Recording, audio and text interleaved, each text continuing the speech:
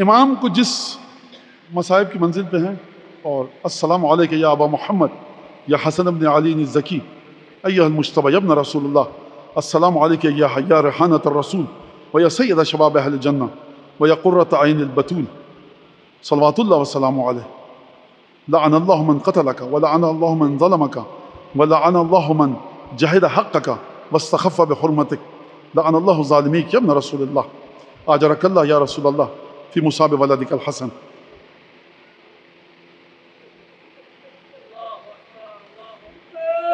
اتنا مظلوم امامت ہے۔ اشعث ابن قیس امیر المومنین کے قتل میں شریک تھا۔ مورخین لکھتے ہیں کہ مولا کے قتل کے 10 برس تک، جتنے عرصے تک یہ جودہ، یہ ملونہ امام کی زوجہ رہی، امام نے ایک دفعہ یہ نہیں کہا کہ تیرا باپ میرے باپ کے قتل میں شریک تھا۔ ایک شخص آیا، اس نے امام کی بیعت کی، امیر المومنین کی۔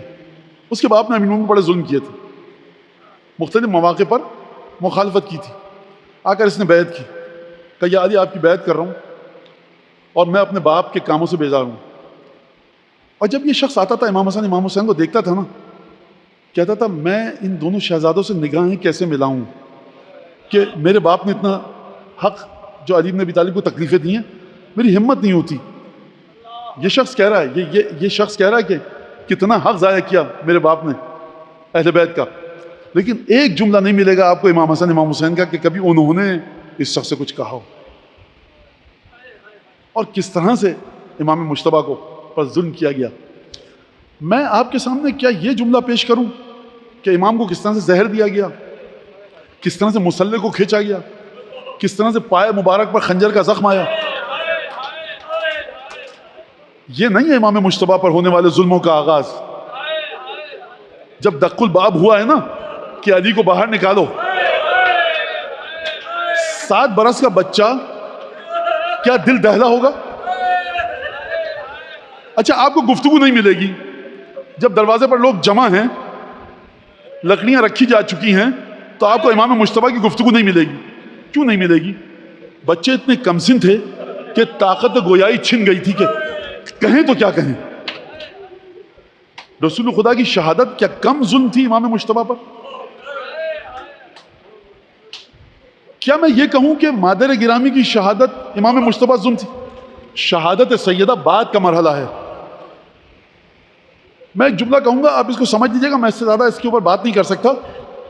جب امام مجتبیٰ کا ہاتھ تھام کر سیدہ نے برقع سر پر رکھا، گھر سے باہر جب تشریف لے کر گئی تھی تو چادر مبارک پر دھول گرد و غبار نہ تھا، لیکن جب واپس آئی ہیں نا تو چادر مبارک گرد میں اٹی ہوئی تھی۔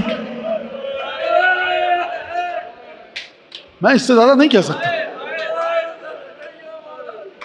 ایک ایسا ظلم ہوا ہے سیدہ پر کوچے میں کہ جو سیدہ تورا کا زمین پر گری ہیں۔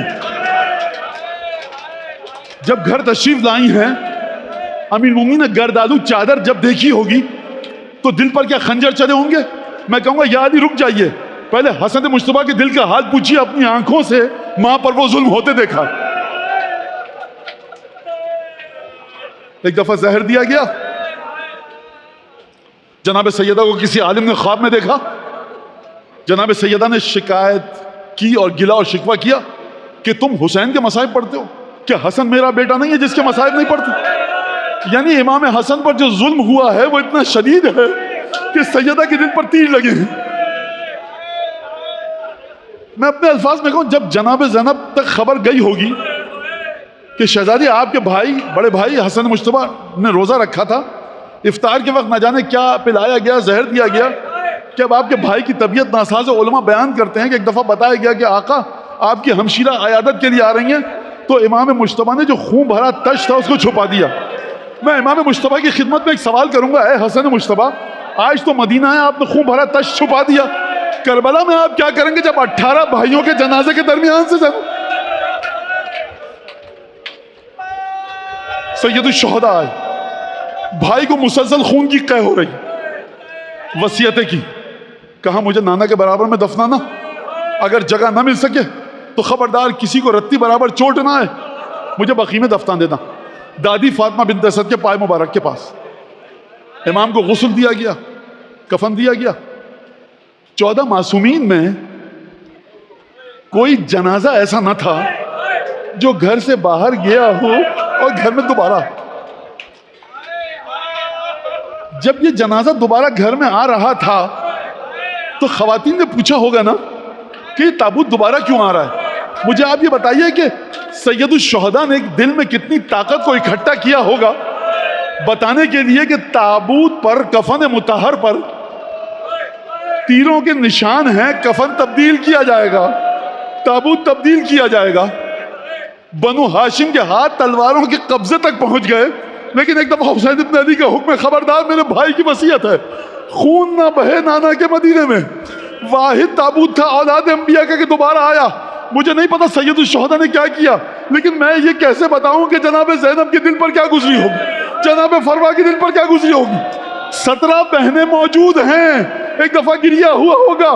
میں کہوں گا حسن مجتبیٰ آپ کے تابوت پر تیر لگے تھے، بہنوں نے کتنا گریا کیا، لیکن ایک بدن وہ بھی تھا جب گھوڑے سے زمین پر گرا تو تیروں پر معلق تھا۔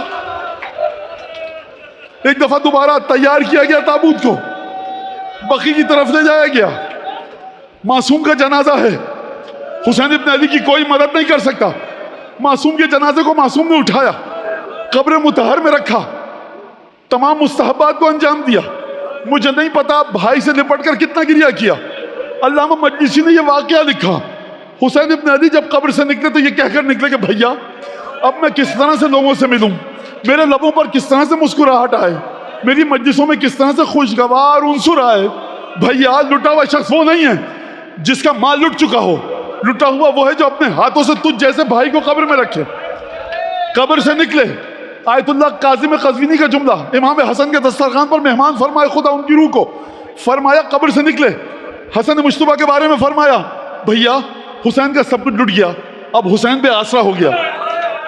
قبلہ فرماتے تھے کہ یہ کیوں نہیں کہ اعلان انکسر ظہری، میری کمر ٹوٹ گئی۔ جواب دیتے تھے کیونکہ قبر سے باہر نکلے 16 بھائی موجود ہیں، سب سے پہلے عباس موجود ہے، عباس نے گلے لگایا ہوگا، کاشف کرب حسین عباس موجود ہے، تو حسن مجتبیٰ کا غم ذرا مرہم لگ گیا ہوگا، حسین کی کمر سلامت ہے، عباس موجود ہیں۔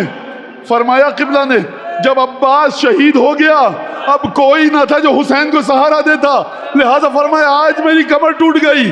میں کہوں گا اے حسین ابن علی جب گھر میں آئے ہوں گے، زینب کبریٰ نے دیکھا ہوگا، بھیا یاد آئے ہوں گے، آگے بڑھ کر حسین آقا نے اپنی 16 بہنوں کو ایک ایک کر کے گلے لگایا ہوگا، بہنوں نے بھائی کے باغوش میں آ کر خوب گریہ کیا ہوگا، کچھ دنوں بعد زخم بھر گیا ہوگا۔ حسین ابن علی موجود ہیں، 17 بھائی موجود ہیں، لیکن میں کہوں گا آقا حسین جب آپ کی بہنیں کربلا میں گزری ہوں گی، 18 یوسف کربلا کے میدان میں، اب کوئی بھائی نہیں ہے جو ان بہنوں کو دلاسا دے۔